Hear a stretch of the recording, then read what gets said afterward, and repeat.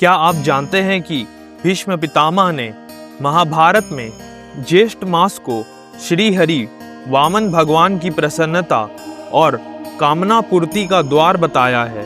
ये वो मास है जो मुनियों के लिए भी दुर्लभ परम गति सिर्फ जल दान से प्रदान कर देता है। अगर आप भी अपने जीवन में सुख, समृद्धि, पुण्यों में वर्धन और भगवान श्री विष्णु की कृपा पाना चाहते हैं तो पूरी वीडियो अवश्य देखें।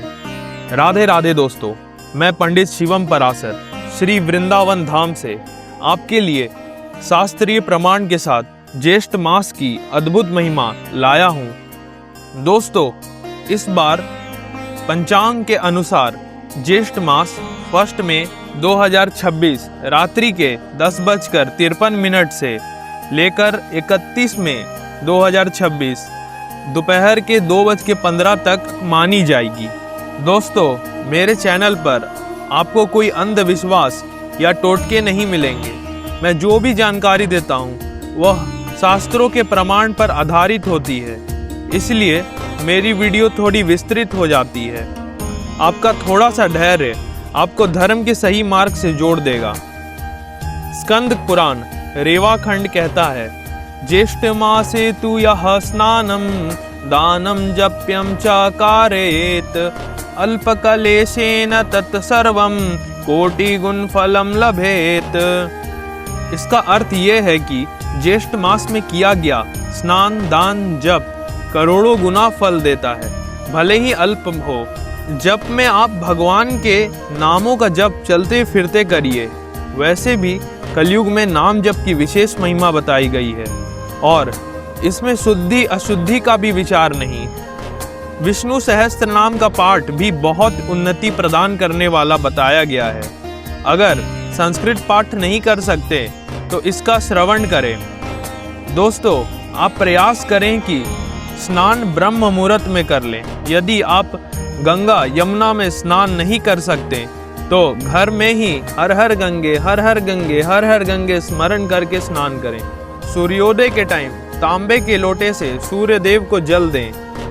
सूर्य देव को जल देने के टाइम महाभारत का यह सूर्य अष्टोत्तर सतनाम स्तोत्र का पाठ करें। इसकी महिमा कुछ इस प्रकार है, जो मनुष्य सूर्योदय के समय शांत मन से इस स्तोत्र का पाठ करता है उसे उत्तम संतान, पत्नी, धन और रत्नों का भंडार प्राप्त होता है। उसे अपने पूर्व जन्मों का स्मरण, धैर्य और कुशाग्र बुद्धि की प्राप्ति होती है। यदि आपको कामना की पूर्ति चाहिए तो भीष्म पितामह के द्वारा बताई गई ज्येष्ठ मास की यह दुर्लभ महिमा आगे बताने वाला हूँ, तो पूरी वीडियो ध्यान से सुनिए, स्किप ना करें।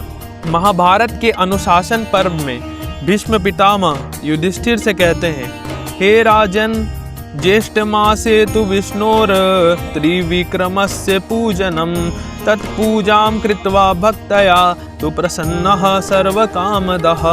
हे राजन, ज्येष्ठ मास में भगवान विष्णु के त्रिविक्रम स्वरूप का भक्ति से पूजन करने पर वह प्रसन्न होकर सारे काम, अर्थ, काम, मोक्ष संबंधित इच्छाएं पूरी करते हैं।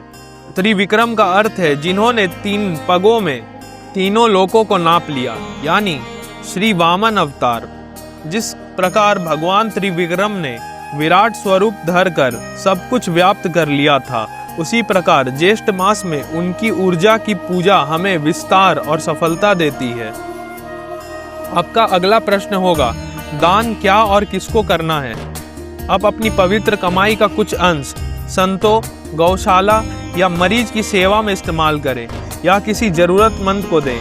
अगर आपके पास धन की कमी है तो भी जल दान अवश्य करें। इसके भारी लाभ कुछ इस प्रकार बताए गए हैं। पद्म पुराण उत्तरखंड, तब तर के ज्येष्ठ मास से तु त्रिशार्ताय प्रयच्छति तोयम यो मानवः भक्तया सा याति परमाम गतिम।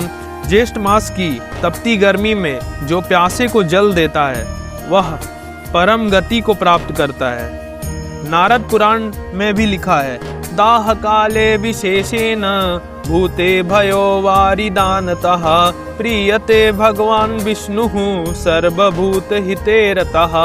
अर्थात गर्मी में जीवों को जल देने से भगवान श्री विष्णु की प्रसन्नता होती है, और भगवान जो कि त्रिलोकीनाथ हैं प्रसन्न हो गए तो क्या ही दुर्लभ है आपको। भगवान के नामों का खूब जप करें और 10 मिनट कीर्तन भी करें।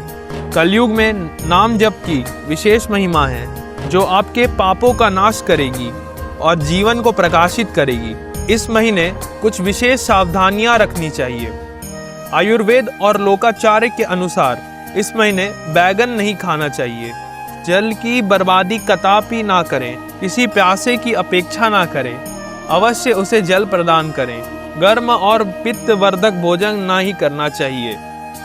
इस दिव्य ज्ञान को अपने परिजनों के साथ बांटकर पुण्य के भागीदारी बने।